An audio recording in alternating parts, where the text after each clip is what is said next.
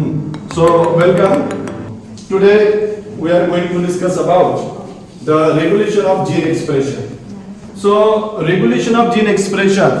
Suppose your salivary gland, the gene responsible for the secretion of saliva in your mouth. Do you think that it will work and express in another part of the body?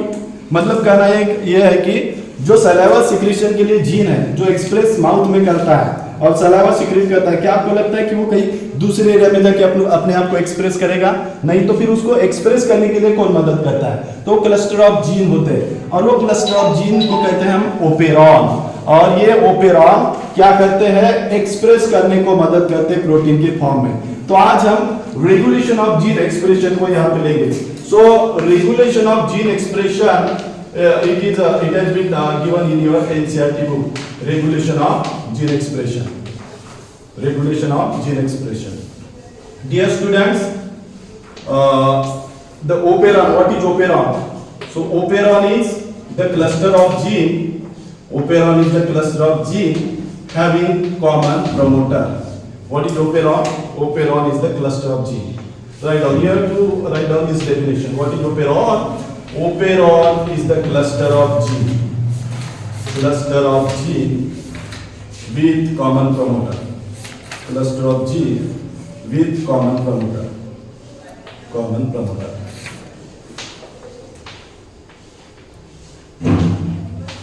Now, in case of the operon concept, it was given by Jacob and Monod in the year of 1961.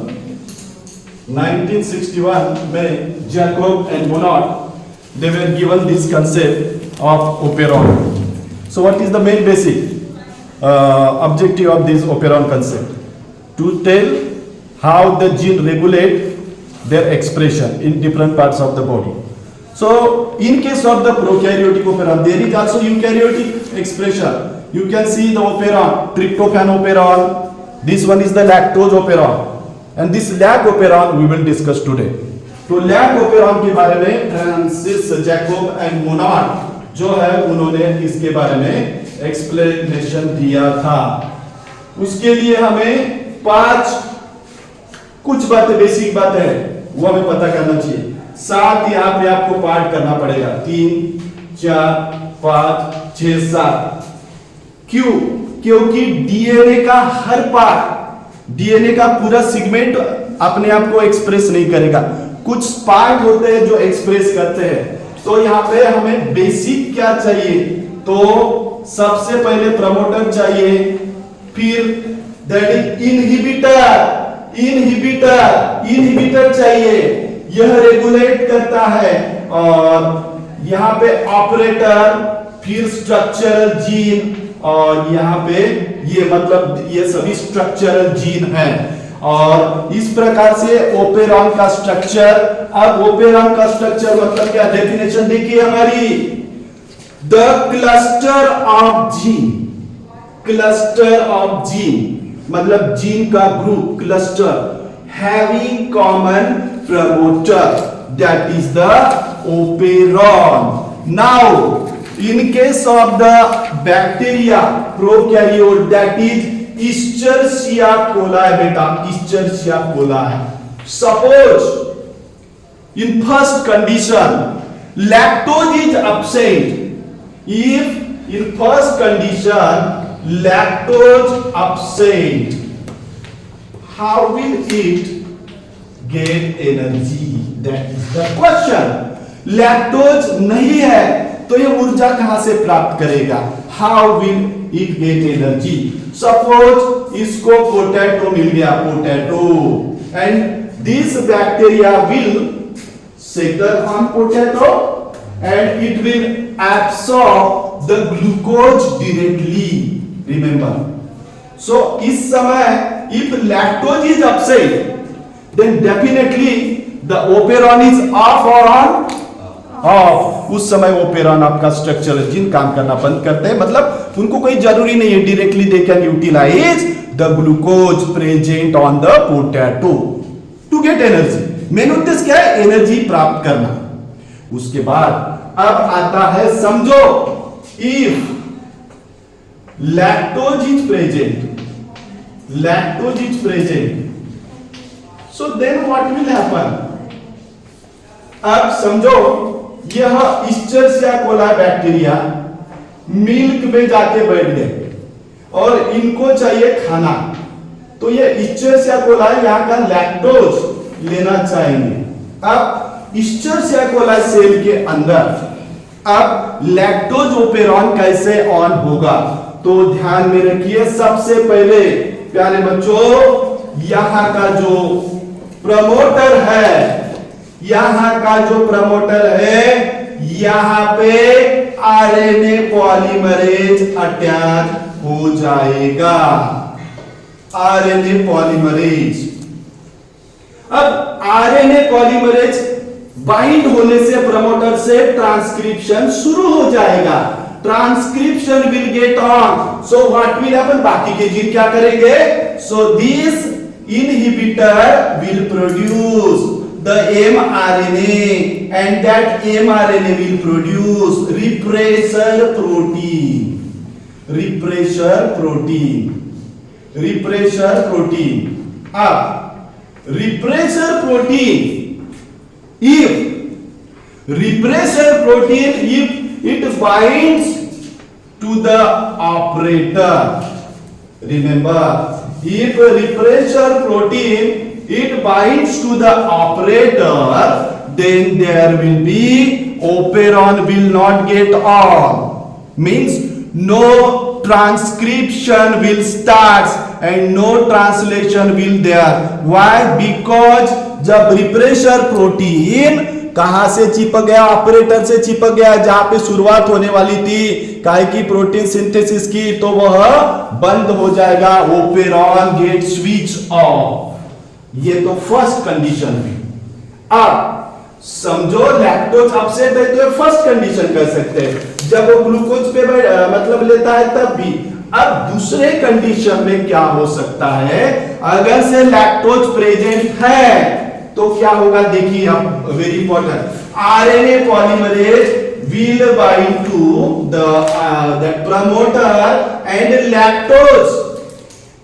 Lactose will get entered. लिखने कैसा होगा, जो परमिएज है Y gene ने पहले जो, मतलब ऐसा नहीं कि ओपेरॉन ऑफ रहने के बाद वह पूरा का पूरा स्विच ऑफ रहता है, ऐसा नहीं, थोड़े थोड़े सब बनाते हैं, ध्यान में रखिएगा। जेड से बीटा गैलेक्टोसाइडेज एंजाइम बनेगा जो ग्लूकोज और गैलेक्टोज बनाएगा, वाई से परमिएज बनेगा, ये का no transacetylase, the function is not known.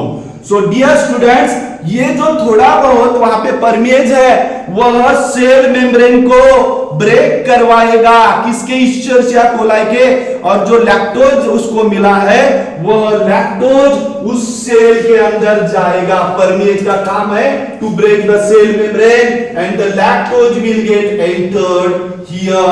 Now what will happen, when lactose will get entered it will converted into allolactose, वह allolactose में कन्वर्ट हो जाएगा और फिर यह आरएनए पॉलीमरेज ने इसका ट्रांसक्रिप्शन शुरू करवाया था, रिप्रेसर प्रोटीन बना, लैक्टोज एंटर हुआ और लैक्टोज एलोलैक्टोज में बदल गया, लैक्टोज एलोलैक्टोज में बदल गया।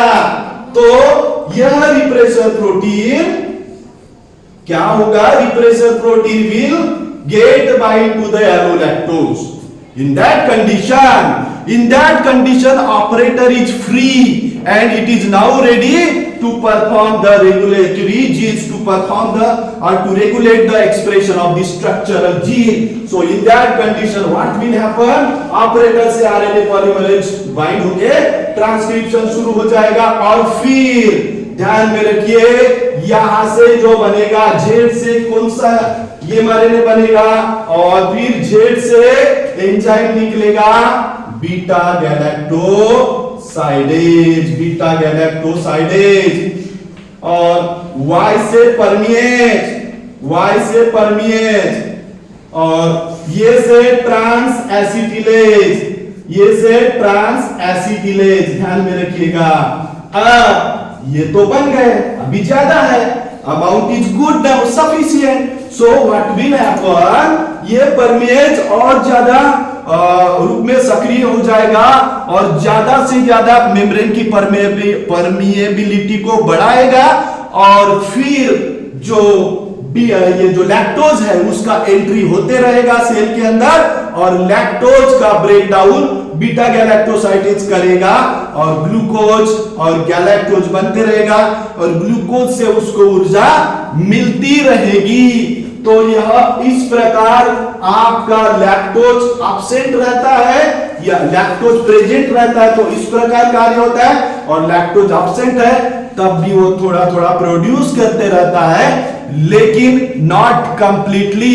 सो in this way this regulation of gene takes place in prokaryotes and eukaryotes it is a complex process. So Jacob and Monod का जो कंट्रीब्यूशन था ये बहुत ही जबरदस्त है। फिर से एक बार मैं रिपीट करूंगा। भूमेश्वरी आपको समझा कुछ? यस और नो? आपको आपको समझा? आपको समझा? हाँ या ना? हाँ, okay, very good. So once again I am repeating this operon concept बहुत ही इंपॉर्टेंट है। परीक्षा में एनसीईआरटी में आपको पूछते, नीट में भी पूछते रहते हैं। तो ओपेरॉन है क्या? Operon it is the cluster of gene, cluster of gene with common promoter. अब प्रमोटर है, अब इस ओपेरॉन में क्लस्टर ऑफ जीन देखिए पीपोजा शॉर्ट फॉर्म जो आपने बनाया है, ये शॉर्ट फॉर्म में 7 जीन आपको लिख देना है। 7 जीन लिखने के बाद आपको धीरे धीरे एक एक पे कंसंट्रेशन करना है लिखते हुए। क्या बात ध्यान में रखनी है? लैक्टोज एब्सेंट है but it doesn't mean operon is off, no problem, but it will synthesize the beta galactosidase, permease and transacylitase in little amount, so it will be helpful when the lactose is present. Okay, so होगा क्या कि ये जो promoter है, promoter से RNA polymerase bind होगा। अभी भैया ट्रांसक्रिप्शन शुरू हो जाएगा। अब ट्रांसक्रिप्शन शुरू हो गया तो ये एमआरएनए बनना शुरू हो जाएगा। अब ये एमआरएनए से ट्रांसलेशन होता है तो उससे प्रोटीन बनना शुरू हो जाएगा। तो ये जो आई जीन जो है इनहिबिटर कहते हैं, एक्सप्रेस करता है एमआरएनए के रूप में और फिर इससे रिप्रेसर प्रोटीन बनता है। क्या बनता है? रिप्रेसर प्रोटीन बनता है और रिप्रेसर प्रोटीन का काम रिप्रेस होता है, इनहिबिट करता है। किसे इनहिबिट करता है भाई? यह बोलता है कि भाई तू आरएनए पॉलीमरेज और ये जो प्रमोटर है ये रिप्रेसर प्रोटीन ऑपरेटर से जाके चिपकता है, बाइंड होता है और बोलता है मत करो आप ट्रांसक्रिप्शन, स्विच ऑफ कर देता है ओपेरॉन। अब रिप्रेसर प्रोटीन को रोकने का काम केवल लैक्टोज कर सकता है। तो लैक्टोज जब मीडियम में रहेगा अच्छा खासा मौजूद तो प्रमोटर से आरएनए पॉलीमरेज बाइंड होगा और फिर क्या होगा?